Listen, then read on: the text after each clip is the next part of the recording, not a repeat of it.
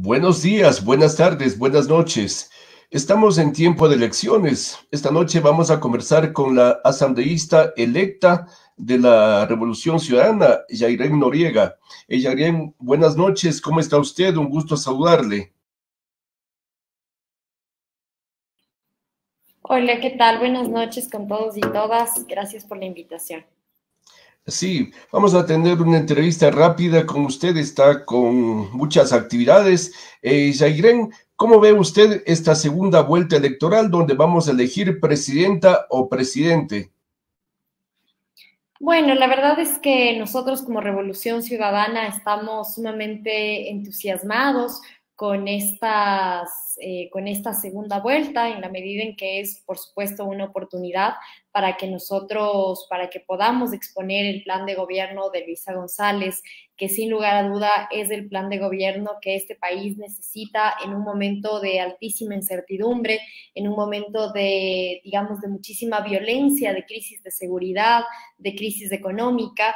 Nosotros somos un binomio que está absolutamente preparado para asumir la conducción de este país y además contamos con una cantidad importante de compañeros y compañeras que hacen parte de los gobiernos locales a nivel nacional, lo cual hace que la gestión del futuro gobierno de Luisa González sea un gobierno que pueda responder a las necesidades de la ciudadanía de una forma más rápida, porque, digamos, hay un equipo detrás que puede acompañar este plan de gobierno.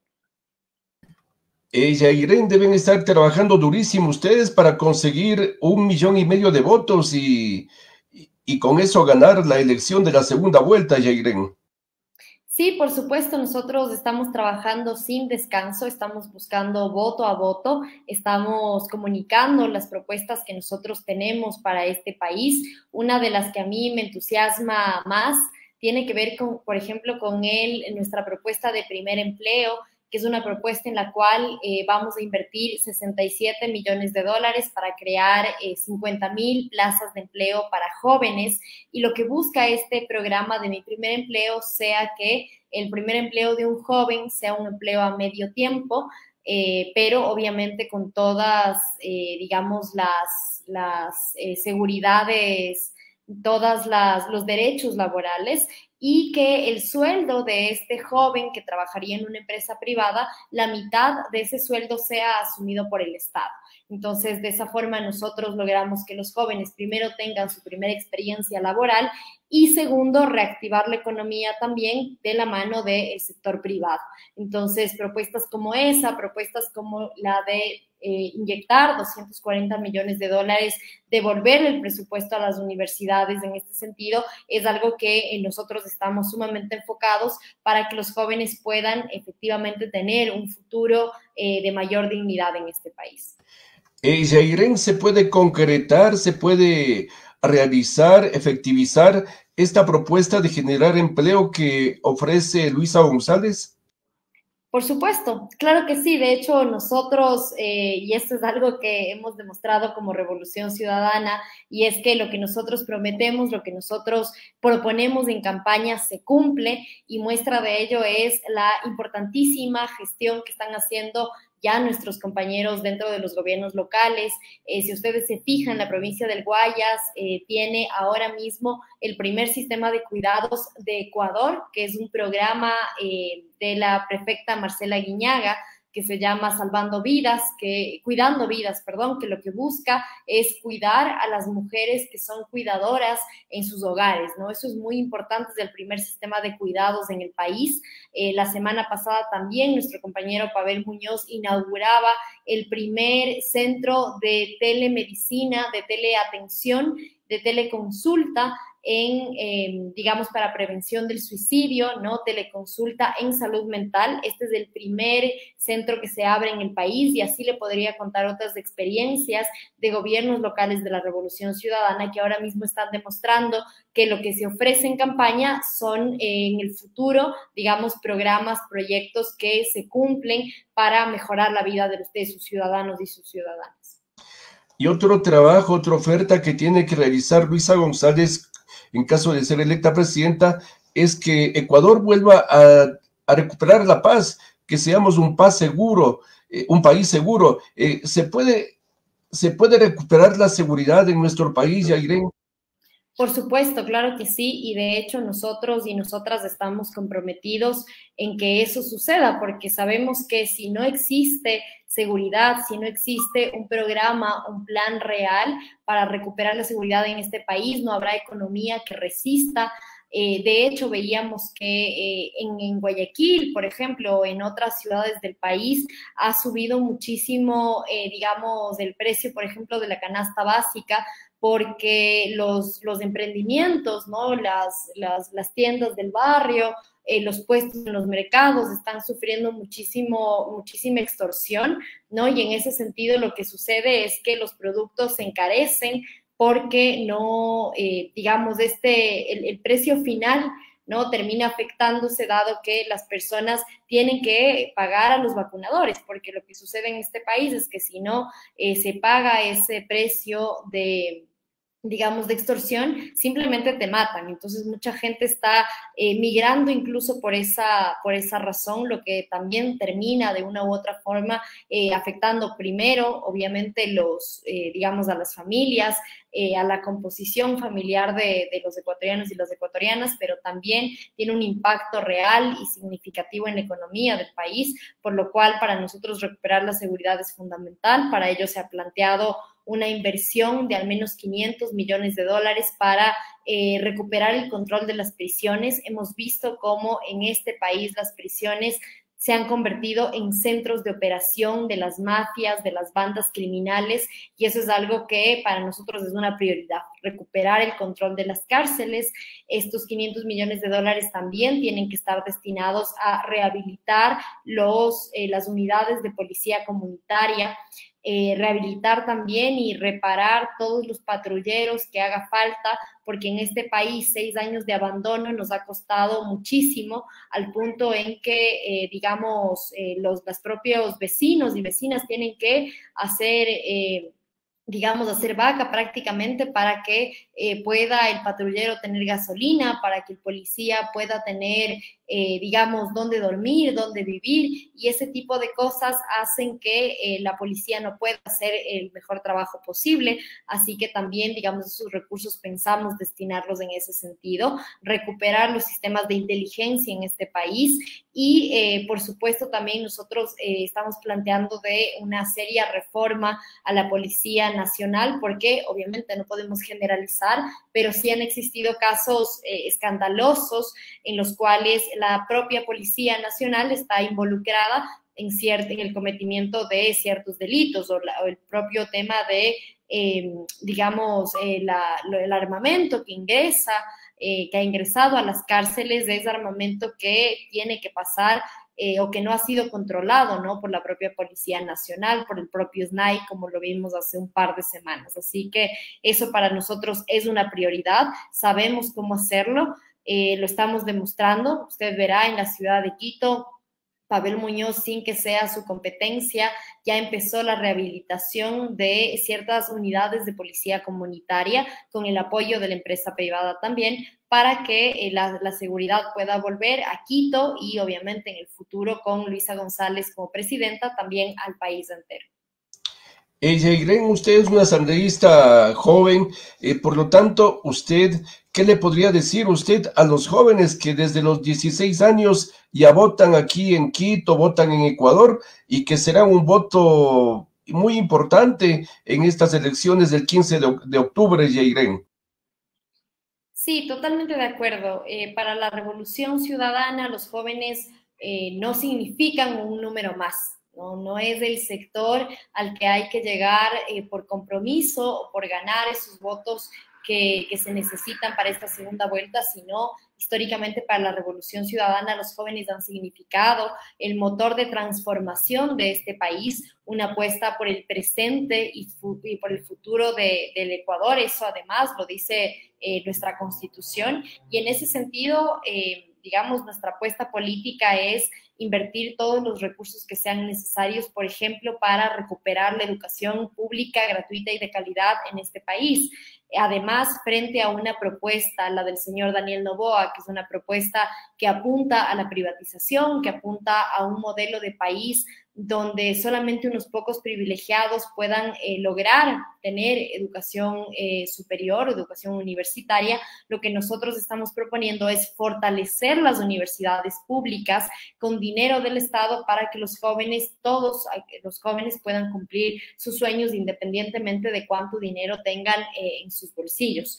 Nosotros hemos hablado, como le decía, de invertir al menos 240 millones en devolver el presupuesto a las universidades. Estamos hablando de otros 140 millones aparte para, digamos, becas para los estudiantes y volver a tener este programa de becas internacionales exitosísimo que teníamos en años pasados.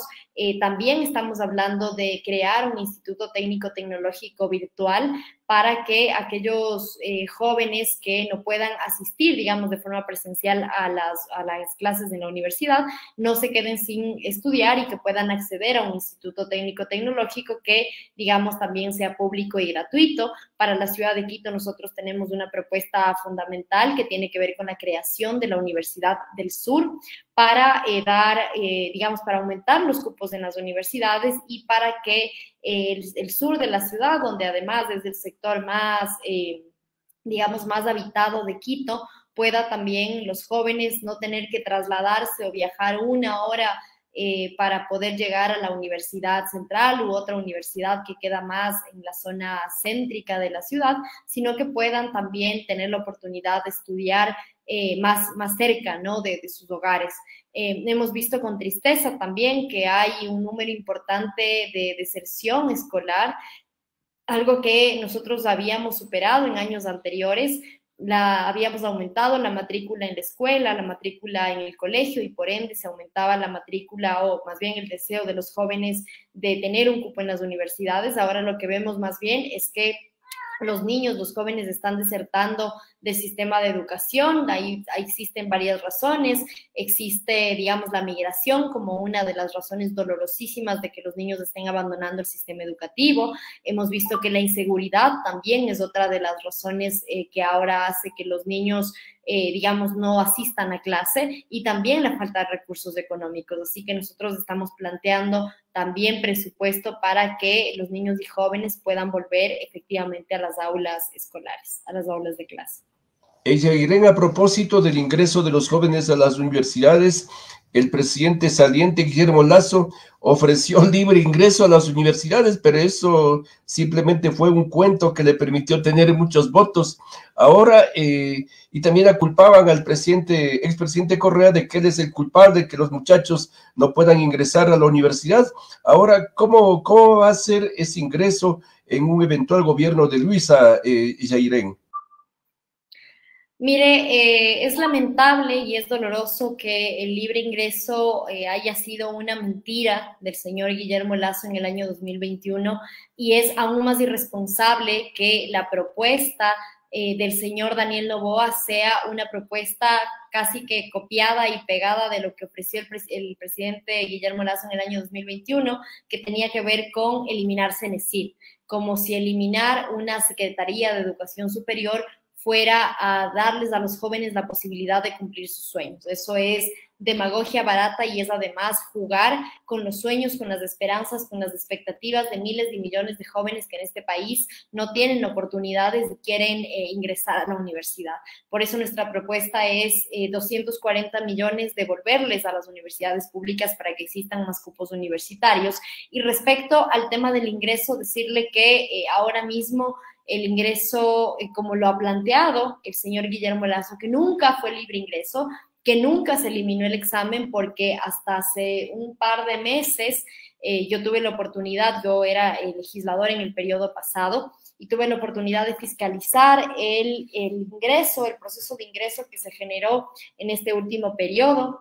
y lo que terminó pasando fue que este examen se tomó ya no por parte, digamos, del Estado como tal, sino por parte de las universidades con acompañamiento de CENESID, y déjeme decirle que fue un absoluto desastre porque claramente el señor Guillermo Lasso no sabe ni siquiera dónde está parado, ni él ni sus ministros. Improvisaron un examen que salió mal. Los jóvenes se quejaban, sus padres de familia, vía redes sociales, y a partir de eso, como le digo, iniciamos un proceso de fiscalización que, digamos, no lo pudimos concluir porque se disolvió la asamblea, pero que daba cuenta de que esta propuesta de descentralizar, de que el examen lo tomen las universidades, además, sin ningún tema de recursos adicionales para esta competencia, podía resultar en un error. Así que nosotros no hemos conversado todavía sobre el tema de cómo vamos a reestructurar el sistema de ingreso a las universidades, pero tenga por seguro que este será un proceso en el cual participen los jóvenes también para mirar cuál es la mejor forma de asignación de cupos que podamos tener en este país. Irene, usted fue la asambleísta con más votos en las parroquias rurales de Quito. ¿Cuál va a ser su trabajo en la nueva asamblea?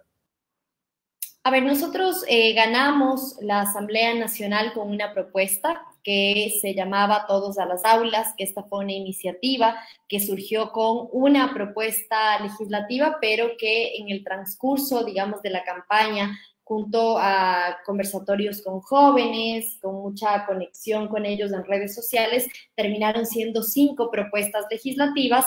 La primera, como le digo, es asegurar el presupuesto para las universidades. La segunda propuesta es recuperar la calidad de la educación superior, y esto se logra devolviéndole al Estado su capacidad de controlar la calidad y el desempeño de las universidades. Por otro lado, estamos planteando también que sin docentes que vivan, digamos, en condiciones laborales dignas, tampoco vamos a tener educación de calidad, por lo cual para nosotros es prioritario que los docentes puedan tener horas mínimas y horas máximas de clase, donde se tome en cuenta además del tiempo de preparación, porque ahora mismo la precarización docente es un problema que afecta directamente a la educación superior. También otra propuesta, y en la cual nuestra compañera Luisa González ha sido sumamente enfática, es en la condonación de multas, recargos de intereses para jóvenes que adeudan créditos educativos. Y nuestra quinta propuesta es aulas libres de violencia. Nosotros hemos visto casos sumamente dolorosos no solamente de jóvenes universitarias, sino también de niñas, de niños, de adolescentes que son abusados dentro del sistema educativo, por lo cual para nosotros es una prioridad brindarles seguridad, brindarles protección a todos los jóvenes, a todas las jóvenes dentro del sistema universitario. Así que con esa propuesta ganamos, y esa es la propuesta que nosotros vamos a poner en marcha en este año y medio que tenemos de gestión. Irene, Luisa González está preparada para gobernar este país complicado. Por supuesto, claro que sí, y le digo con toda sinceridad, es una compañera que yo la conozco de su gestión legislativa, que fue, digamos, tuvo una gestión muy importante, ya era parte de la Comisión de Salud en la Asamblea Nacional, donde hizo un papel sumamente destacado defendiendo el sistema de salud, en contra, además, denunciando el desabastecimiento de medicinas, el despido de profesionales de la salud en su momento, y además, por fuera de su gestión en la Asamblea Nacional, es una compañera que fue jefa de gabinete. Fue jefa de gabinete, y eso implica que ella sabe y ella hacía el seguimiento del trabajo de absolutamente todos los ministros de todas las carteras de Estado, por lo cual ella es una mujer que conoce cómo funciona el sistema público, que conoce cómo funciona el Estado y está altamente capacitada para enfrentar, digamos, los retos que implica una presidencia en un tiempo, digamos, tan corto, y además con todas las limitaciones y con todos los problemas que vivimos a día de hoy. Pero quiero insistir en algo. En esta candidatura no solamente está Luisa González, en esta candidatura ella cuenta con un equipo de alcaldes y cuenta con un equipo de prefectos a nivel nacional, a lo largo y ancho del país, que va a permitir que los problemas de los ecuatorianos y las ecuatorianas se resuelvan de formas mucho más efectivas y mucho más prontas. Además, ella va a entrar, obviamente, con un equipo de ministros, de ministras que también sepan exactamente qué es lo que hay que hacer en cada área que en este momento en el país se encuentra descuidado, a diferencia de lo que ya hemos visto que pasa cuando el poder económico y el poder político empiezan, digamos, a juntarse, y es que, si ustedes se fijan, el gabinete del señor Guillermo Lasso no hay un solo ministro que haya valido la pena, y eso sucede porque eran sus amigos quienes estaban en el poder, como finalmente terminamos demostrando a lo largo del proceso de juicio político. Quienes tomaban las decisiones eran sus amigos, era el señor Luque Lecaro, era el gran padrino, eran sus familiares quienes estaban detrás del poder. Eso puede llegar a pasar también en un eventual gobierno del señor Daniel Noboa, porque claramente tiene intereses encontrados, ¿no? Intereses, digamos, contrapuestos a los intereses del país. Por ejemplo, en el tema de pago de impuestos, ¿no? El Grupo Noboa debe al menos 88 millones de dólares en el pago de impuestos, por lo cual yo no le veo, sinceramente, al señor Daniel Noboa teniendo una política fiscal en este país que apunte a recaudar el dinero que los grandes grupos económicos no han pagado, y eso, digamos, sí es preocupante, pero como le digo, a diferencia de este binomio, ¿no? El del binomio del señor Daniel Noboa, nosotros con Luisa González, con Andrés Arauz, estamos sumamente listos, preparados. Además, un tema adicional, y es que nosotros como Revolución Ciudadana tenemos el bloque de asambleístas más grande, por lo cual generará obviamente gobernabilidad en un gobierno de Luisa González, si tenemos mayoría en la Asamblea Nacional, si tenemos también prefecturas de alcaldías. La verdad es que los problemas del país van a ser enfrentados de formas mucho más fáciles y rápidas. Un par de preguntas, porque usted ya está contra el tiempo. Gilmer Rivas le pregunta, ¿la Revolución Ciudadana va a fiscalizar al gobierno del señor Lasso, por cuanto Daniel Noboa dice que no va a investigar al presidente saliente?